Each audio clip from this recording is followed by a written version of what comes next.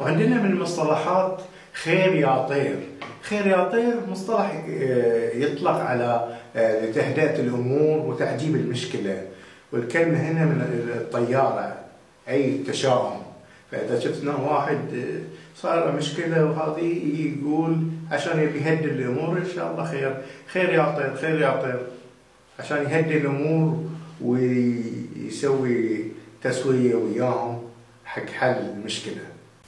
وعندنا كلمة باح أو بح. بح معناتها خلص أو ماميش أو غير موجود، وأكثر شيء يقولونه حق اليهال الصغار، يقول له بح. بح يعني خلص الأكل، بح خلص. يستخدمونه بعد الكبار يعني قليل، يعني إذا في شيء يقول له ها وين الراتب، يقول لك بح يعني خلص.